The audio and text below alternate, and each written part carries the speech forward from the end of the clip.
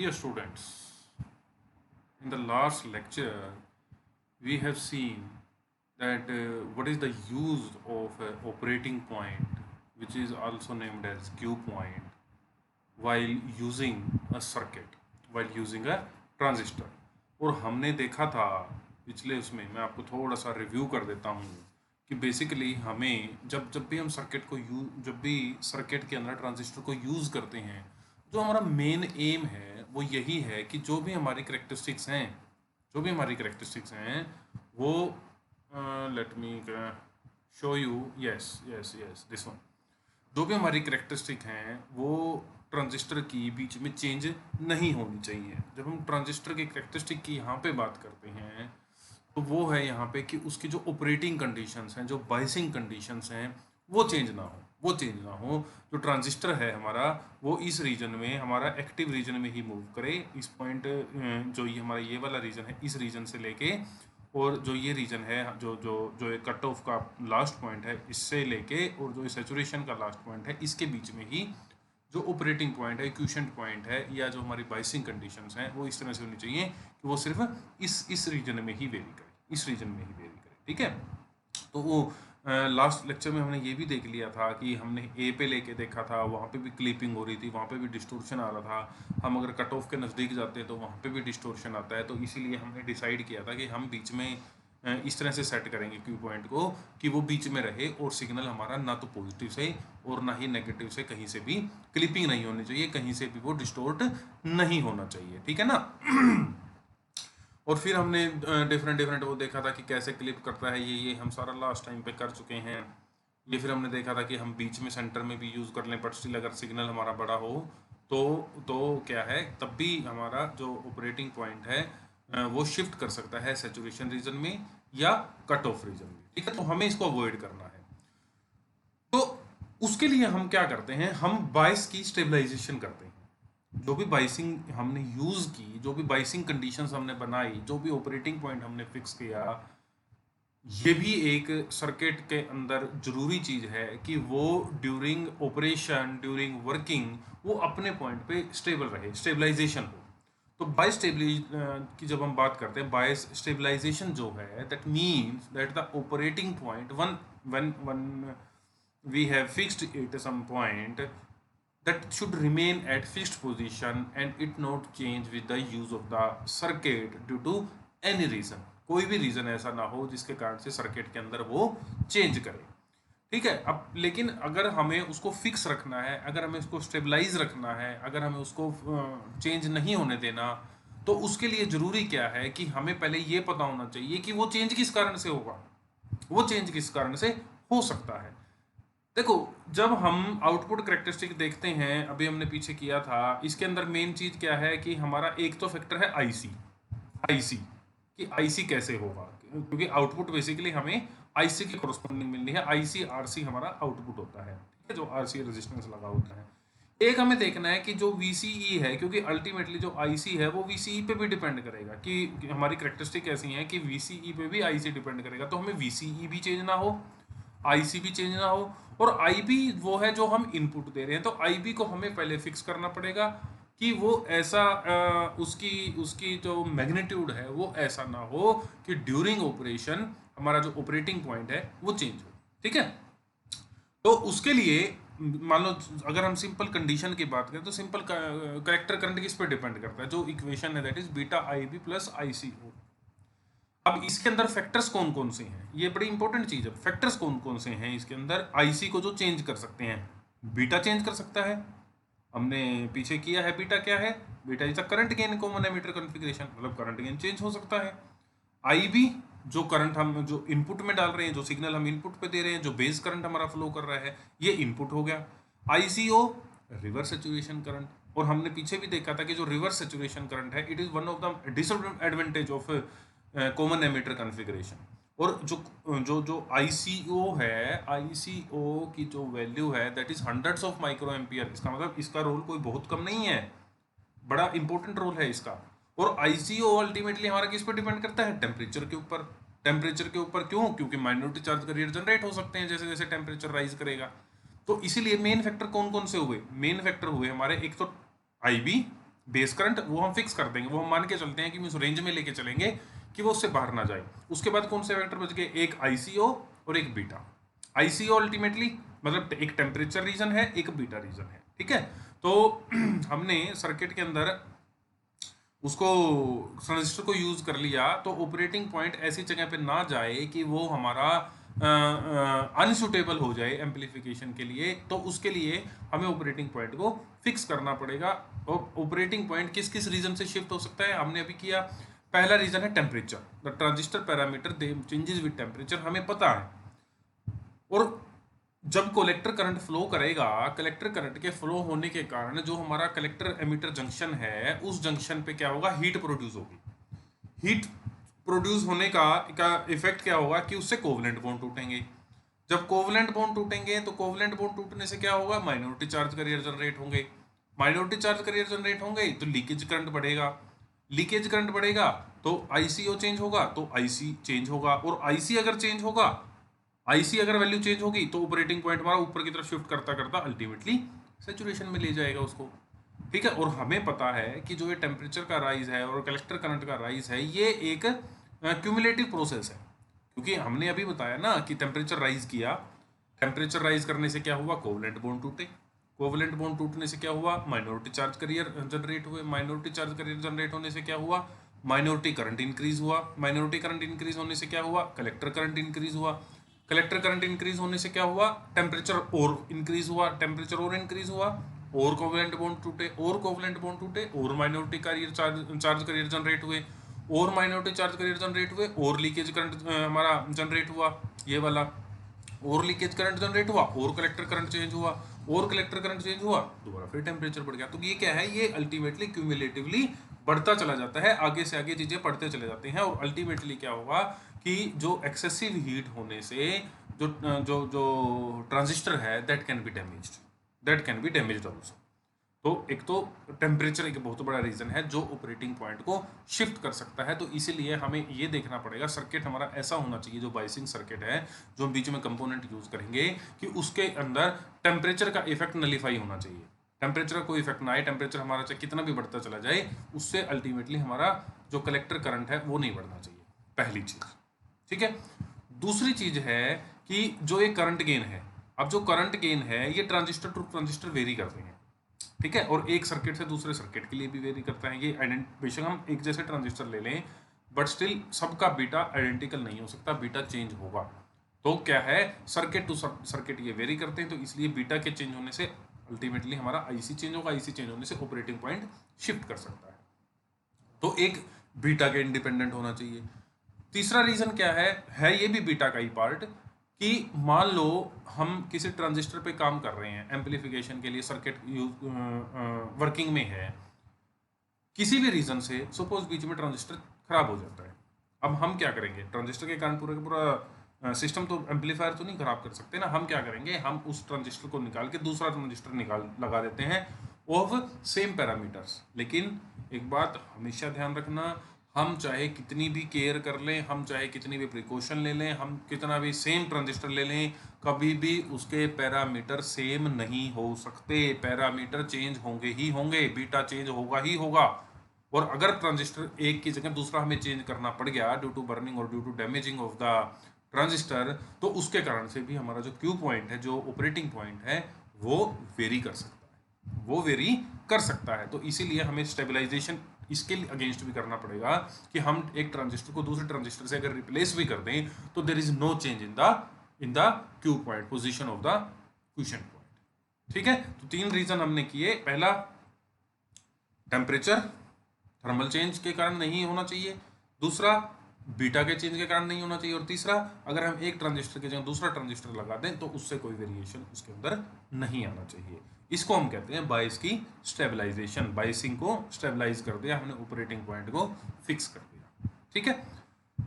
उसके बाद इस स्टेबलाइजेशन से हम निकालते हैं फिर stability factor. Stability factor basically क्या है कि जो तीन पैरामीटर हैं, कि टेम्परेचर के अगेंस्ट लगा लो, या बीटा के अगेंस्ट लगा लो, या change in base emitter voltage के अगेंस्ट लगा लो, इसके अगेंस्ट हमारा जो जो चेंज इन कलेक्टर करंट है, ultimately change in collector current he depend करेगा ना, ऑपरेटिंग पॉइंट को चेंज करेगा। तो चेंज इन कलेक्टर करंट है वो कितना स्टेबलाइज है, जितना कम चेंज होगा इसका मतलब उतना हमारा जो सर्किट है वो ज़्यादा स्टेबल है। तो इसके लिए हम एक स्टेबिलिटी फैक्टर निकालते हैं। स्टेबिलिटी फैक्टर को क्या है, it may be defined as the ratio of change in collector current to the change in reverse saturation current. Ultimately जो टेम्परेचर का इफेक्ट है ना वो हम देख रहे हैं। तो delta I C by delta I C O, कि डेल्टा आई सी ओ के चेंज होने से डेल्टा आई सी कितना चेंज करता है वो बताएगा हमें उसकी सर्किट की स्टेबिलिटी कितनी है। Similarly, it may be defined as the ratio of change in collector current to the change in current gain। Beta के साथ कितना वेरिएशन है। और तीसरा है कि VBE अगर चेंज होती है, कलेक्टर की उसकी एमीटर बेस वोल्टेज अगर चेंज होती है, उसके अक्रॉस हमारा IC कितना चेंज होता है। अब एक चीज इंपॉर्टेंट है, जितनी S की वैल्यू ज़्यादा होगी, S डैश की या S डबल डैश की, जितनी स्टेबिलिटी फैक्टर की वैल्यू ज़्यादा होगी, इसका मतलब उतनी ही हमारी स्टेबिलिटी पुअर होगी।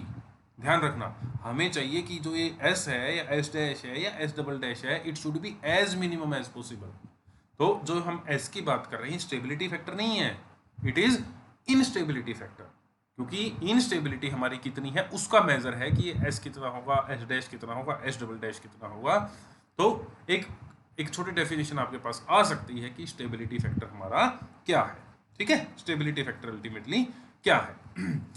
उसके बाद एक मिनट में एक चीज कर लो भाई, मैं आपको आवाज अब पूरी हो जाएगी। हाँ, उसके बाद आगे हम चलें तो उसके बाद बात आती है कि बायसिंग की जरूरत क्या है, प्रॉपर बायसिंग हमें चाहिए क्यों। ठीक है, तो जब हम प्रॉपर बायसिंग करेंगे उसके लिए हमें कुछ चीजें याद रखनी पड़ेंगी। ये इंपॉर्टेंट चीज है, ये हमारा सारा निचोड़ है हम जो आगे काम करेंगे। पहला, ऑपरेटिंग पॉइंट हमें एक्टिव रीजन के जो आउटपुट कैरेक्टरिस्टिक का एक्टिव रीजन है उसके सेंटर में चूज करना पड़ेगा, पहली चीज। दूसरा क्या है कि जो कलेक्टर करंट है, पहला तो हो गया चूज करना, हमने वहां पे फिक्स कर दिया। फिक्स क्यों कर दिया, ताकि क्लिपिंग ना हो, पहली चीज। दूसरी चीज, जब वो काम कर रहा है तो वो टेम्परेचर के अगेंस्ट स्टेबलाइज भी हो, मतलब वो ऑपरेटिंग पॉइंट फिक्स कर दिया, फिक्स करने के बाद उसको स्टेबलाइज भी करना है, उसके लिए प्रॉपर बाइसिंग की रिक्वायरमेंट है। ठीक है, तो टेम्परेचर के अगेंस्ट वो स्टेबलाइज होना चाहिए। और तीसरी रिक्वायरमेंट क्या है कि जो क्यू पॉइंट है it should be independent of the transistor parameter, मतलब बीटा के इंडिपेंडेंट होना चाहिए। क्योंकि बीटा के इंडिपेंडेंट होगा उसके अगेंस्ट क्या है कि अगर हम ट्रांजिस्टर की जगह दूसरा ट्रांजिस्टर भी लगा दें कोई फर्क नहीं पड़ेगा, क्योंकि जो मेन पैरामीटर है ट्रांजिस्टर का वो बीटा है, वो करंट गेन है। ठीक है, तो उसके अगेंस्ट हमें स्टेबलाइज करना पड़ेगा। तो प्रॉपर बाइसिंग की जरूरत क्यों है, फिक्स करने के लिए पहली, जब फिक्स हो गया टेम्परेचर के अगेंस्ट उसको स्टेबलाइज करने के लिए दूसरी, और तीसरी उसकी रिक्वायरमेंट है कि जो ट्रांजिस्टर का पैरामीटर जो बीटा पैरामीटर है उसके अगेंस्ट भी उसके अंदर कोई चेंज ना आए, उसके इंडिपेंडेंट हो जाए, जो क्वेश्चन पॉइंट है। तो इन तीन चीजों के लिए हमें बाइसिंग सर्किट की जरूरत पड़ती है, हमें बाइसिंग करनी पड़ती है। ठीक है, सर्किट की। अब बाइसिंग करते कैसे हैं, मैंने बताया था बाइसिंग करने के लिए पहले मीनिंग समझ में आया। बाइसिंग क्या है, बाइसिंग कुछ नहीं है, बाइसिंग हमें ऑपरेटिंग कंडीशंस बनानी है। ऑपरेटिंग कंडीशंस का मतलब क्या है कि हमें जो जो बेस एमीटर और बेस कलेक्टर के बीच में जो वोल्टेजेस अप्लाइड है वो इस तरह से रखनी है कि during operation, before operation, any time during amplification ऐसी सिचुएशन ना आए कि जो ट्रांजिस्टर है वो हमारा एक्टिव रीजन से बाहर जाए, एक्टिव रीजन में ही रहना चाहिए उसको।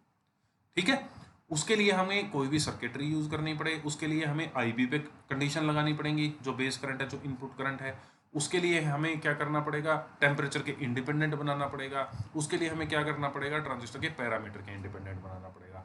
एक बार हमारा ऑपरेटिंग पॉइंट सही जगह पे फिक्स हो जाए, सही जगह पे फिक्स होगा आईबी के साथ, उसके बाद वो इंडिपेंडेंट हो जाए टेम्परेचर से और दूसरा ट्रांजिस्टर के पैरामीटर से, ये तीन चीजें अगर हमारी हो जाएंगी तो जो अगर जहां पे हमने फिक्स किया है क्यू पॉइंट वहीं पे रहेगा और जो ट्रांजिस्टर है वो हमेशा एक्टिव रीजन में काम करेगा। और इसको करने के लिए हमें कहीं पे रेजिस्टेंस लगाना पड़ेगा, कहीं पे हमें कैपेसिटर लगाना पड़ेगा, कहीं हमें एक से ज़्यादा रेजिस्टेंस लगाने पड़ेंगे।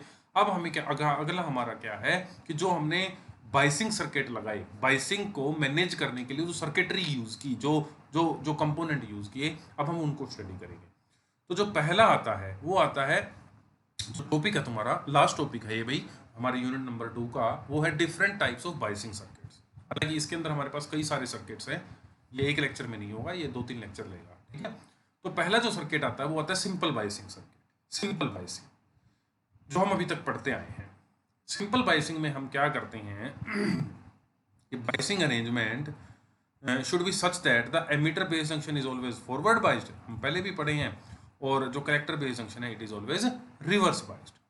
The voltage VBE based to emitter across the base and emitter is small forward biasing, क्योंकि हमें ये फॉरवर्ड बाइस करना है तो जो BE वोल्टेज है इट शुड बी स्मॉल, कम ही जरूरत पड़ेगी। जनरली हम हमारे पास जो ये बाइसिंग वोल्टेज है फॉरवर्ड बाइसिंग की होती है सिलिकॉन के लिए, मतलब क्योंकि नी वोल्टेज क्रॉस हो जाए ना बस, कि जो सिलिकॉन के लिए इट इज 0.7 वोल्ट और जर्मेनियम के लिए इट इज 0.3 वोल्ट। तो अगर हमें इसको फॉरवर्ड बायस करना है तो जो VBB है वो हमें इस तरह से लगानी पड़ेगी कि ये फॉरवर्ड बायस हो जाए। तो इसलिए VBB का जो पोटेंशियल रहेगा, अगर जर्मेनियम का है तो हम 0.3 वोल्ट के आसपास लगा लेंगे, अगर ये सिलिकॉन का है तो इसको 0.7 वोल्ट के आसपास लगा लेंगे।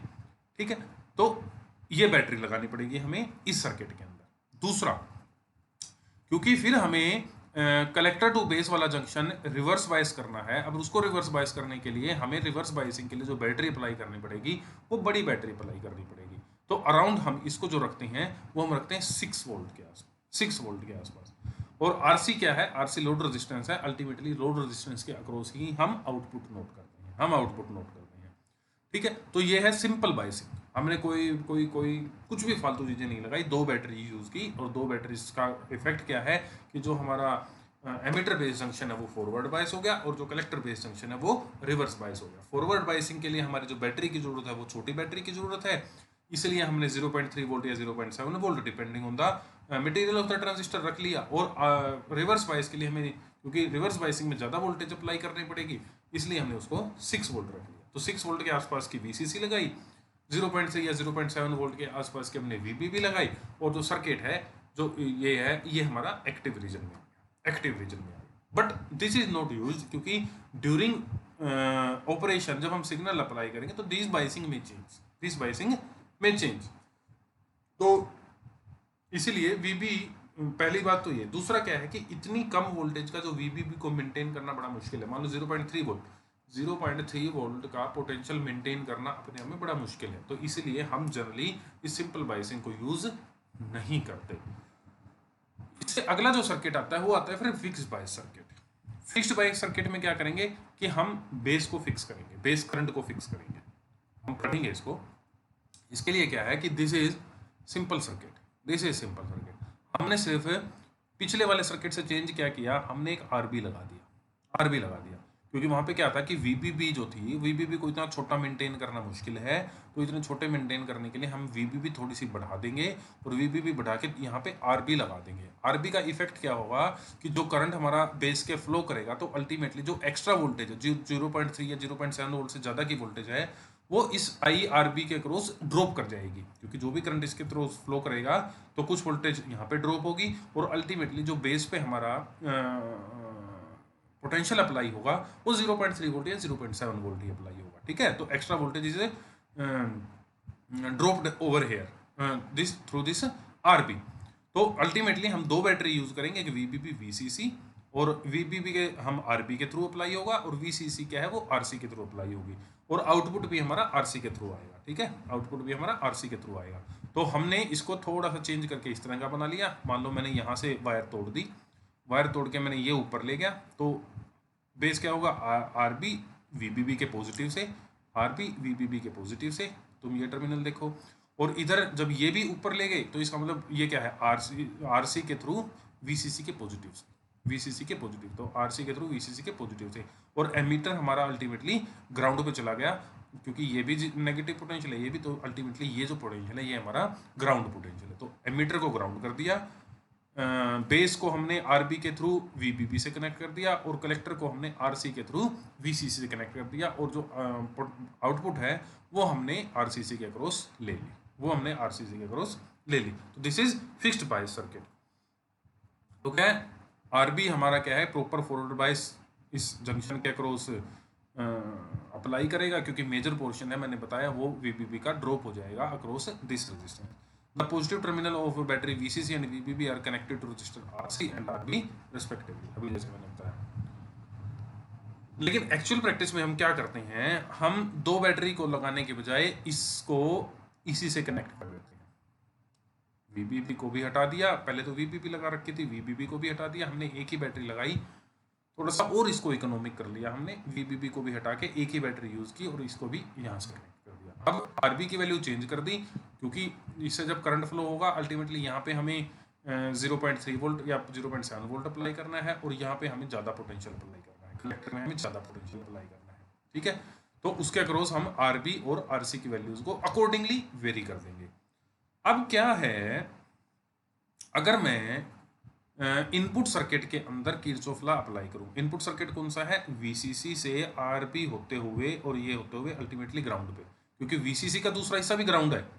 वीसीसी का दूसरा हिस्सा, मान लो ये पॉजिटिव है तो ये हिस्सा हमारा ग्राउंड था, तो हम प्लस वीसीसी से और इधर जब मूव करेंगे इस रास्ते से जो करंट फ्लो करेगा हमारा, उसके अक्रॉस ही हमारा इनपुट सर्किट हो जाएगा। अगर हम इसमें अप्लाई करेंगे किरचॉफ लॉ तो क्या होगा, plus VCC minus IB RB minus VBE equals to 0, VCC minus IBRB minus VB equals to 0। तो आईबीआरबी प्लस वीबी को इधर लिया तो VCC equals to IBRB plus VBE, तो यहाँ से आईबीआरबी की वैल्यू ले ली, आईबीआरबी हमारे पास क्या हो गया, वीसीसी माइनस वीबीई, तो आईबी क्या हो गया, VCC minus VBE over RB. अब वीबीई क्या है, potential across base to emitter, emitter base voltage हमारी, इट इज, हमें पता है कि it is 0.3 volt for germanium and 0.7 volt for silicon. तो और वीसीसी हमने लगा रखी 6 वोल्ट। अब 6 वोल्ट के कंपैरिजन में 0.3 वोल्ट बहुत स्मॉल है, तो we can neglect this VBE. तो हमारे पास आईबी की जो वैल्यू बचेगी वो बच गई VCC over RB, VCC over RB. Now VCC is fix, क्योंकि बैटरी हमने जितने की लगा रखी है that is fix. RB once हमने सर्किट के अंदर ये अगर एक बार रेजिस्टेंस लगा दिया तो आरबी भी फिक्स, वीसीसी भी फिक्स, आरबी भी फिक्स। तो इसलिए हमारे पास अल्टीमेटली इसके रेशियो के अगेंस्ट जो आईबी है, आईबी फिक्स हो जाएगा, और क्योंकि आईबी फिक्स हो जाएगा तो इसलिए हम इसको बोलते हैं फिक्स्ड बायस सर्किट। हमारा आईबी किसके बराबर आ गया, वीसीसी बाय आरबी, वीसीसी भी फिक्स है, आरबी भी फिक्स है, और वीसीसी बाय आरबी के अगेंस्ट हमें आईबी जो मिलेगा वो फिक्स मिलेगा। तो इसका मतलब एक फिक्स बेस करंट उसके अक्रॉस फ्लो करता रहेगा, फिक्स बेस करंट उसके अक्रॉस फ्लो करता रहेगा, तो इसलिए हम इसको फिक्स्ड बायस सर्किट बोलते हैं। अब आईबी फिक्स हो गया, देखो इंपॉर्टेंट चीज़ है ये, मैं आपको पीछे ले जाके एक बार दिखाता हूँ। यहाँ पे ये भी पीछे चला हुआ, यहाँ पे एक बार हमने देखो डिफरेंट आईबीज के अगेंस्ट हमारे पास एक कैरेक्टरिस्टिक है, तो जितनी आईबी की वैल्यू होगी उसके अगेंस्ट हमारे पास अलग अलग पॉइंट पे एक ऑपरेटिंग पॉइंट फिक्स हो जाएगा। तो आईबी का काम क्या है कि हमें फिक्सिंग कहाँ करनी है। मान लो इसी आउट कैरेक्टरिस्टिक के अगेंस्ट मैं मान लो आईबी को 2 माइक्रो एम्पियर फिक्स कर देता हूँ, वीसीसी भी इस तरह से ले लिया, आरसी भी इस तरह से ले लिया कि दोनों का जो रेशियो है वो हमारे पास 2 माइक्रो एम्पियर आ जाए। तो इसका मतलब जब ये 2 माइक्रो एम्पियर आया तो इस लाइन के ऊपर मेरा जो ऑपरेटिंग पॉइंट है वो बी पे फिक्स हो गया। तो आईबी की वैल्यू पहले निकाल ली हमने, आईबी की वैल्यू फिक्स हुई, तो इसका मतलब ऑपरेटिंग पॉइंट हमारा फिक्स हो गया at the centre of the these characteristics, ठीक है। उसके लिए फिर अब हम आगे देखें, दूसरा काम हमारा क्या है, जब once IB is fixed, now we are to fix IC. IC को और वीबीई को हमें स्टेबलाइज करना पड़ेगा। तो अब हम किरचॉफ लॉ अप्लाई करते हैं आउटपुट सेक्शन में। आउटपुट सेक्शन क्या है, यहां से वीसीसी से आरसी होते हुए वीसीई और नीचे तक जाना। तो किरचॉफ लॉ से क्या है, VCC minus IC RC minus VCE equals to 0, VCC minus IC RC minus VCE equals to 0। तो यहां से आ गया VCC is equal to IC RC plus VCE. अब वीसीसी हमें क्या है, जो VCC provide the voltage across resistance RC and also across collector emitter terminal VC. इसका मतलब जो वीसीसी है वो इन दोनों के सम के बराबर होगी, आईसी आरसी और वीसीई के सम के बराबर। चाहे वीसी हमारी कितनी भी हो, हम इससे एक चीज का अंदाजा लगा सकते हैं कि जो वीसीसी है it is always greater than IC RC. इस इक्वेशन से वीसीसी है it is always greater than equal to ICRC. इसका मतलब ICRC is always less than VCC, तो ICRC is always less than equal to VCC, तभी हमारा काम करेगा ये एक्टिव रीजन में। तो आईसी हमारा हमेशा ही वीसीसी बाय आरसी से कम रहना चाहिए। वीसीसी हमने फिक्स कर रखी है, बैटरी हमने मान लो 6 वोल्ट की लगाई तो 6 वोल्ट ये फिक्स कर दिया। आरसी हमने कितने भी ओम का लगाया वो फिक्स कर दिया, तो आईसी हमारे पास एक अपर लिमिट फिक्स होगी कि इससे आगे हम नहीं जाएंगे। तो इस इक्वेशन ने maximum value of collector current is limited from the saturation and it is always given by equation 1। ठीक है, तो मैक्सिमम वैल्यू हमारे पास वीसीसी बाय आरसी के बराबर हो सकती है, इससे नीचे ही रहेगी हमेशा जो आईसी की वैल्यू, तो आईसी फिक्स हो गया। एंड हमें पता है कि जो VCE है it is VCC minus ICRC। तो VCE ऑलवेज रिमेन कांस्टेंट, क्योंकि एक बार IC को कांस्टेंट कर दिया हमने, ICC को कोई कांस्टेंट कर दिया, तो IC constant, RC constant, VCC constant, then VCE also constant. And when VCE and IC are fixed, operating point is fixed. Operating point हमारा VCE के ऊपर डिपेंड करता है, IC के ऊपर डिपेंड करता है, IB के ऊपर डिपेंड करता है। हमने सर्किट के अंदर क्या किया, IB को फिक्स कर दिया VCC बाय RB करके, IC को की अपर लिमिट फिक्स कर दी कि इससे ज़्यादा नहीं हो सकता, अपर लिमिट उसकी VCC बाय RC, VCC की वैल्यू और RC की वैल्यू से उसकी अपर लिमिट फिक्स हो गई। IC फिक्स हो गया और IB फिक्स हो गया, तो हम इस इक्वेशन से देखेंगे कि व्हेन IC इज कांस्टेंट तो VCC माइनस ICRC, क्योंकि RC ऑलरेडी कांस्टेंट है, हमने सर्किट में लगा रखा है, VCC ऑलरेडी कांस्टेंट है, हमने सर्किट में बैटरी लगा रखी है, तो हमारे पास VCE भी फिक्स होगी। तो VCE फिक्स, अगर मैं दोबारा तुम्हें उन कैरेक्टरिस्टिक के अक्रॉस दिखाऊं तो तुम देख सकते हो, IB फिक्स मतलब मान लो B पे फिक्स कर दिया, IC की अपर लिमिट फिक्स, इसका मतलब मैक्सिमम इसकी वैल्यू है वो यहाँ तक चेंज हो सकती है। VCE इज फिक्स्ड कि हम इससे ज़्यादा चेंज नहीं कर सकते, तो क्या है हमारा ऑपरेटिंग पॉइंट हमेशा ही एक्टिव रीजन में रहेगा। तो that's why this is a biasing circuit and the name is fixed bias, because in this the input part is fixed. But चलो पहले ये बता देता हूँ कि कैसे, हालांकि मैंने बता दिया कि पहले हम जो बेस करंट है, बेस करंट को कैलकुलेट करेंगे। VCC लगा रखा है हमने, RB लगा रखा है, बेस करंट हमारे पास आ जाएगा। फिर हम IC को निकाल लेंगे कि IC हमारा VCC लगा दिया, RC लगा दिया, तो IC की अपर वैल्यू पता लग गई। फिर हम कलेक्टर टू एमिटर वोल्टेज, क्योंकि VCC का पता लग गया, IC का पता लग गया, RC का पता लग गया, VCE निकाल लेंगे। तो इनसे हमारा जो ऑपरेटिंग पॉइंट है वो हम डिटरमाइन कर लेंगे कि एक्चुअली हमारा कहाँ रहेगा और कहाँ से वेरी करेगा। क्लियर? लेकिन इसके साथ प्रॉब्लम है, इसीलिए हम फिक्स्ड बायस सर्किट बहुत कम यूज करते हैं। हालांकि इसके अंदर हमने क्यू पॉइंट को फिक्स कर दिया और क्यू पॉइंट को हम अपनी मर्जी से आगे पीछे भी कर सकते हैं, और हमें उसके लिए क्या करना है, सिंपल RB चेंज करना है। VCC बाय RB से IB डिसाइड हो रहा था ना, अगर हम RB को वेरी करेंगे तो हमारे पास ऑपरेटिंग पॉइंट की पोजीशन भी वेरी हो जाएगी। लेकिन इसमें प्रॉब्लम क्या है, पहली रिक्वायरमेंट ये हमारी मीट करता है, पहली रिक्वायरमेंट थी हमारी operating point should be fixed by fixing IB, IC, VC, हमारा फिक्स हो गया। ठीक है, पहली रिक्वायरमेंट पूरी होगी। लेकिन दूसरी रिक्वायरमेंट में प्रॉब्लम क्या है, it fails to meet the second and third requirement, beta वाली थर्ड और टेम्परेचर वाली सेकंड। हमने किया था ना, तो मैं दिखाता हूँ। हाँ, ये पहली क्या थी कि operating point should be selected in the centre of active region, हमने IB को फिक्स कर दिया, IC की अपर लिमिट दे दी, VC की वैल्यू दे दी, तो ये पहली कंडीशन हमारी सेटिस्फाई होगी। दूसरी क्या है, टेम्परेचर की, और तीसरी क्या है कि बीटा की, रिप्लेसमेंट के अगेंस्ट। ठीक है, तो अब हम इसके अक्रॉस देखेंगे तो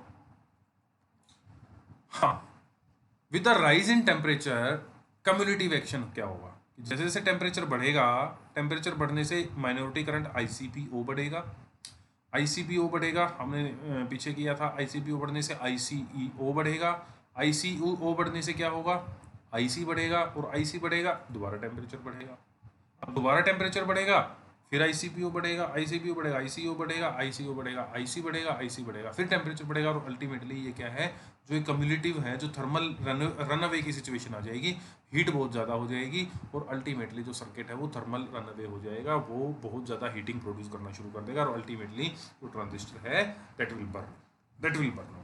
क्योंकि टेम्परेचर के लिए इसमें कहीं भी कोई भी कंडीशन या कोई भी ऐसी स्टेबलाइजेशन नहीं की गई कि टेम्परेचर के चेंज को स्टॉप कर सके। पहली problem, because IC is beta IB and the base current IB हमने फिक्स कर दिया, the current IC is solely dependent of beta, क्योंकि इसको हमने फिक्स कर दिया, इसको फिक्स करने के लिए आईसी हमारा सिर्फ बीटा के साथ वेरी करेगा। तो इसका मतलब एक ट्रांजिस्टर से मैं दूसरा ट्रांजिस्टर का रिप्लेस करता हूँ, बीटा चेंज करेगा तो आईसी चेंज कर जाएगा, और हमारी जो अपर लिमिट थी वो वेरी कर जाएगी। तो इसीलिए इन दो प्रॉब्लम्स के कारण कि टेम्परेचर के अगेंस्ट ये फिक्स नहीं करता, दूसरा ये ट्रांजिस्टर के को चेंज करने के अगेंस्ट फिक्स नहीं करता, तो इसीलिए हम इस फिक्स्ड बायसिंग जो सर्किट है इसको हम जनरली यूज नहीं करते, ठीक है। तो these are the disadvantages of fixed bias circuit. पहले हमें फिक्स्ड बायस सर्किट का सर्किट पता होना चाहिए। सर्किट पता होने के बाद हमें ये देखना है कि बेस करंट कैसे डिटरमाइन होगा। बेस करंट डिटरमाइन होने के बाद हमें ये देखना पड़ेगा आईसी कैसे डिटरमाइन होगा। आईसी डिटरमाइन होने के बाद हमें देखना है वीसीई कैसे डिटरमाइन होगा। जब ये तीनों चीज़ें डिटरमाइन होगी इसका मतलब ऑपरेटिंग पॉइंट हमारा फिक्स हो गया। फिर हमें देखना पड़ेगा कि टेम्परेचर के अगेंस्ट इसकी क्या परफॉर्मेंस है। इसमें हमने देखा कि टेम्परेचर के अगेंस्ट इसके अंदर कोई स्टेबलाइजेशन नहीं है, और अल्टीमेटली टेम्परेचर है हमारा वो बढ़ता बढ़ता हीटिंग की तरफ चला जाएगा, बर्नआउट हो जाएगा। फिर देखेंगे हम अगली उसके लिए कि अगर हमारा बीटा के अगेंस्ट क्या स्टेबलाइजेशन है, कि अगर हमें एक ट्रांजिस्टर बर्नआउट हो जाए दूसरा ट्रांजिस्टर यूज करें तो उसके अगेंस्ट क्या स्टेबलाइजेशन है, वो हमने इसके अंदर देखा कि उसके अगेंस्ट भी कोई स्टेबलाइजेशन नहीं है। तो फिक्स तो रहेगा, लेकिन टेम्परेचर चेंज हुआ या ट्रांजिस्टर खराब हुआ तो उसके अगेंस्ट इस सर्किट के अंदर कोई भी स्टेबलाइजेशन का तरीका नहीं है। That's why this fixed by circuit is seldom used. ठीक है, आज हम अपना लेक्चर यहीं तक रखते हैं। जो इससे आगे के जो सर्किट्स हैं वो हम करेंगे फिर नेक्स्ट टाइम। तो तब तक आप इनको पढ़ लीजिए, कोई दिक्कत होगी तो फिर हम वो डिस्कस करते हैं। ठीक है, एंड थैंक यू।